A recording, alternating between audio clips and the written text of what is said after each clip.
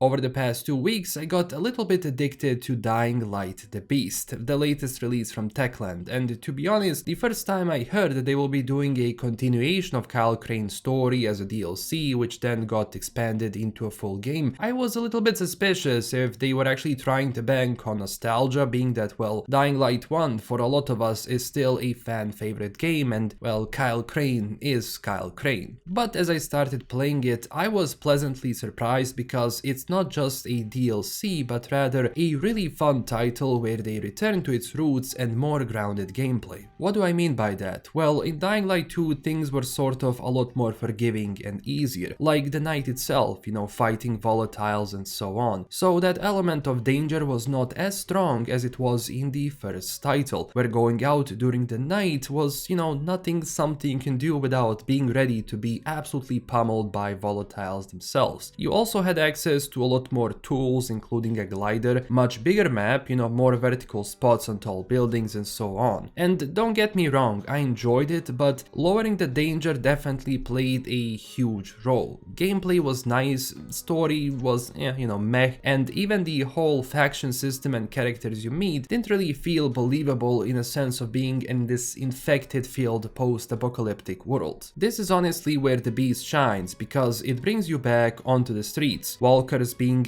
everywhere and getting surrounded by more of them can pose a huge threat, especially at the beginning where you don't have all of the upgrades for weapons and abilities. Map is also a lot smaller and is set up in the mountains with a smaller city and a lot more open areas with fields, forests and buildings to loot. And having Kyle Crane back felt good, where now he is a lot more experienced and angrier, like really angry. Then there is also the Beast element, where without spoilers, something happens in the previous game and in this one at start, where once your rage fills up, Kyle goes into full volatile mode, where in almost all of the cases you are unstoppable and for a short time you really do feel invincible. I also like that at start you cannot really control it, so once it fills up it activates if you need it or not. Later on you can unlock an ability to control it and activate when needed, which felt like a natural progression of Kyle actually learning to live with it and use it for its own goals. Story also feels a lot more akin to people feeling the weight of this new reality.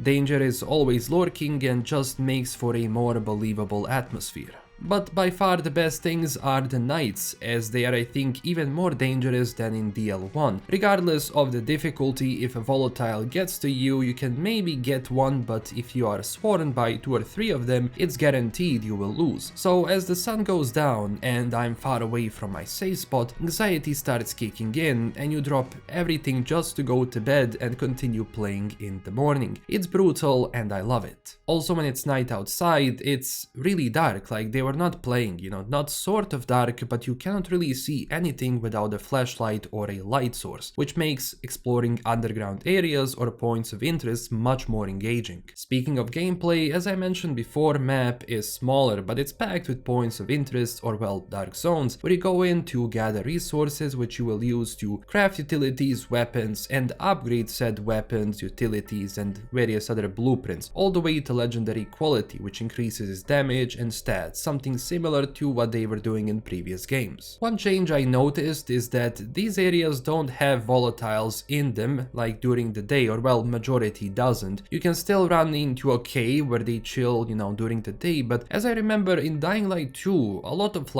high tier areas were tough to explore during the day, so you were waiting for the night. Once volatiles go out from those buildings, you can go in and explore it. This is one of the things I kinda enjoyed in DL2, but again, I feel like it would be a lot more difficult, being that, well, volatiles in the Beast are much more dangerous and, well, they can fill those points of interest with other zombies which can sort of be equal to that danger in DL2. But you will still have bonus experience and better loot during the night. That part stayed, but after playing the game for a while, resources were not really a huge issue, as I managed to upgrade most of my gear fairly quickly. As always, you have safe areas to unlock, which I recommend doing because getting from one place to another, at least before you finish the game, can take a while. To offset that, developers added vehicles into the game like they did with Dying Light the following. They spawn around most areas and they prove to be very useful, but keep in mind you cannot just go around hitting the infected, as it does a lot of damage to your vehicle unless you unlock a perk which makes the car take less damage. But even then it won't allow you to do it too much, which makes sense. I mean, doubt developers wanted you to cheese the game that way. As it was in previous titles, throughout the map you will have various side activities and missions alongside main ones. I won't be going into the story spoilers, but for me, again, this story is better than the one in Dying Light 2, as it's a lot tighter and, you know, not as long as the one in previous game. And yeah, there were some moments where I was like, okay, maybe this part was a little bit goofy, but in most cases I felt like it actually painted a picture of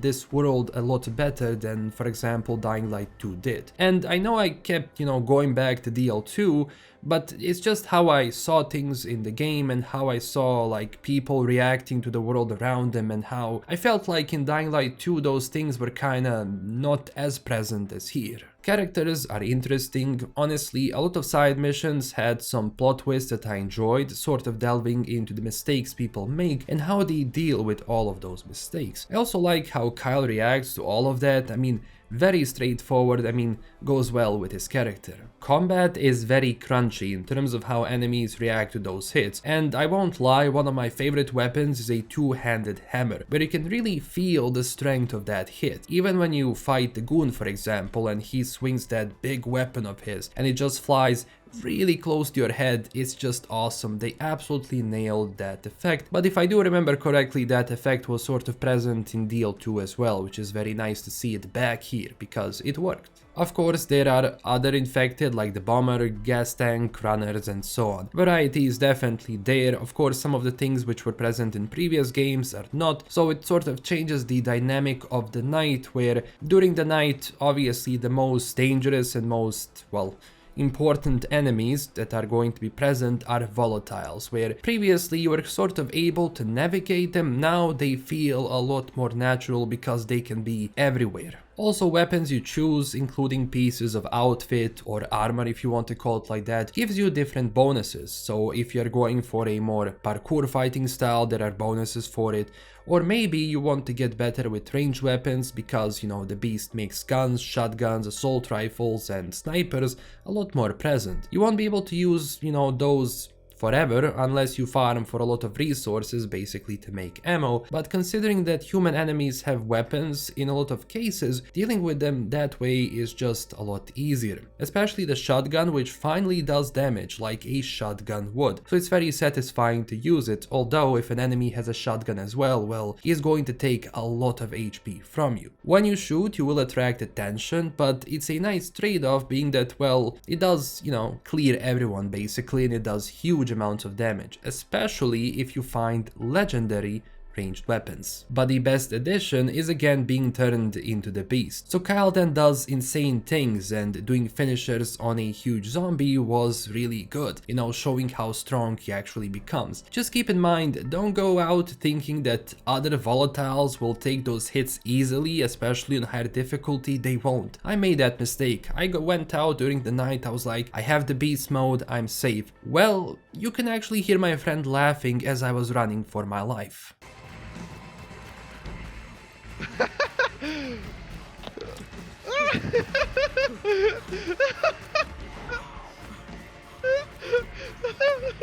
Woda! Woda!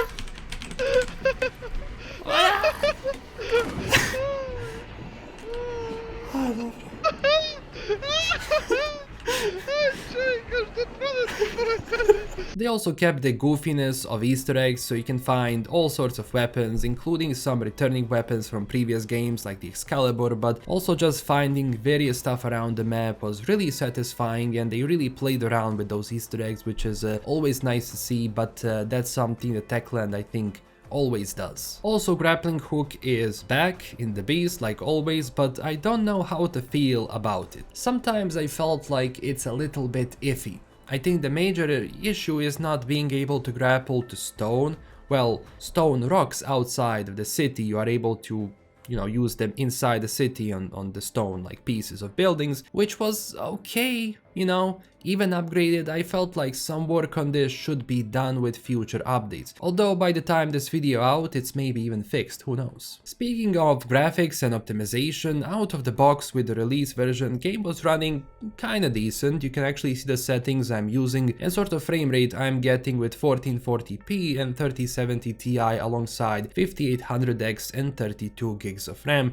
Keep in mind that these are also the settings I use for my game. And the beast is running on their in-house C engine, I believe upgraded version of the one they used for Dying Light 2, because for Dying Light 2 I think they did the engine from the ground up, so if it was working for Dying Light 2, I saw no reason for them, you know, to not continue to use it. And I sort of like this engine as I was really able to get, you know, good performance in most areas. One thing I noticed though, and I think this was addressed, you know, is after a while, it seems I started losing some frames in some locations, you know, after let's say 2 to 3 hours of playing without restart. So I felt like there is some memory leak maybe, as restarting the game seems to fix it. Later on, as some of the updates and patches rolled out, I didn't really see that issue as prevalent as before, but of course you can tell me down below in the comments how it is for you. Even though let's say some areas which are very far away or just filler for the scenes, objects there tend to go into a little bit more of a lower quality, but what matters is that things which are really closer to you can look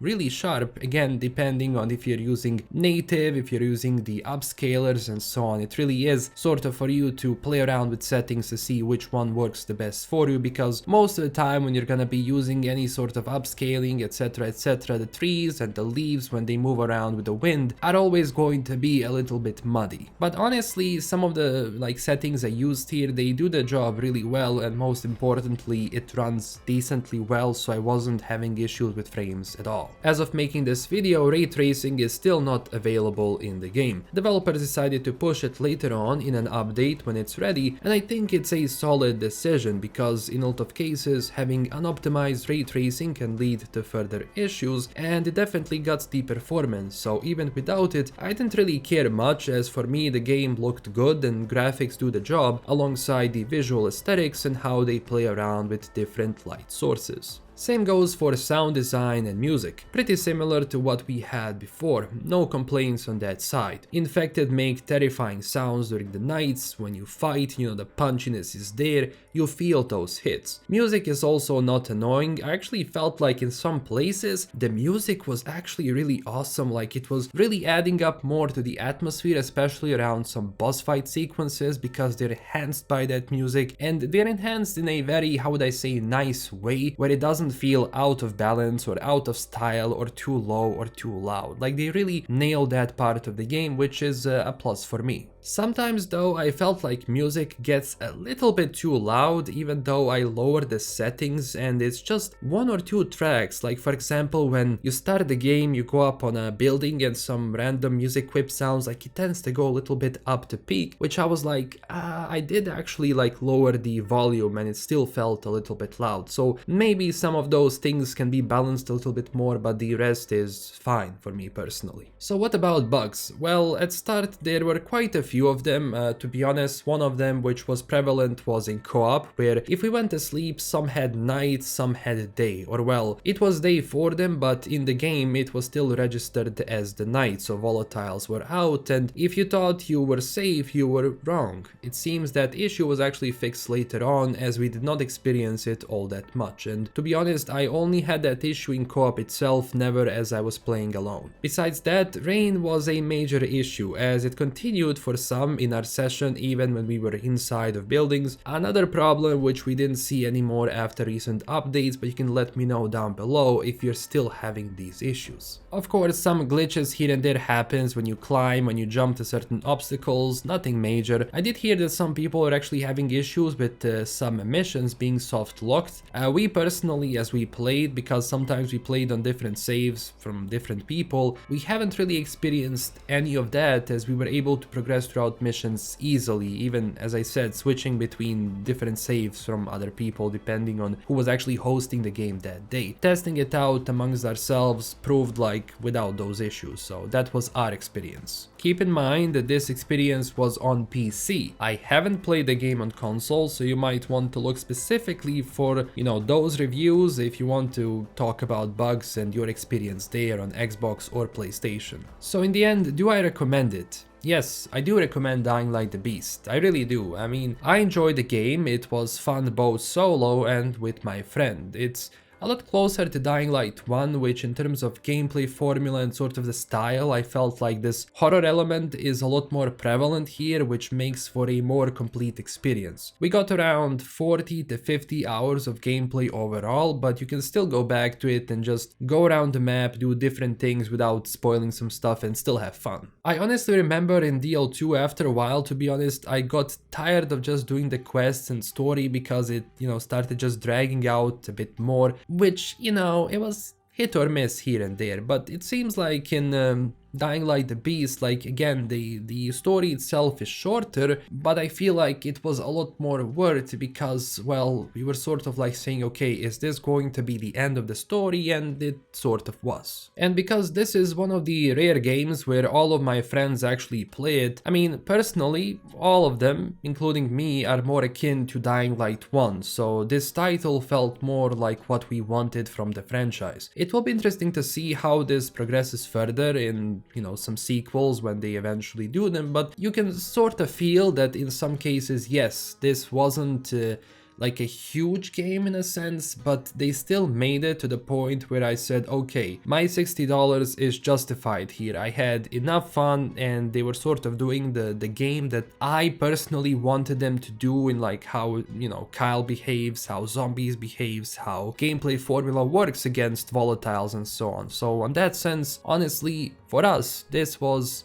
one hell of a game. When it comes to future updates and DLCs for the game, I did see they have some sort of a roadmap with some of the community challenges running as well. Overall, I wish that they, maybe release some more updates for this game in the future. It would be nice to support it, because if one thing I know is that Techland tends to support their games for a bit longer. They were doing that for Dying Light 1, they were doing that for Dying Light 2, and I hope they keep it for Dying Light the Beast as well. So overall, I think Techland did a very nice job with this one, and it honestly became a lot better than I expected, because I truly went into this game thinking, oh my god, this is just a glorified DLC, what's gonna be happening? But I left the game by saying, yes, thank you for actually making this, because, well, again, this is more akin to what I wanted, and I think the size and length is more than enough, at least for me personally, and my friends that were playing it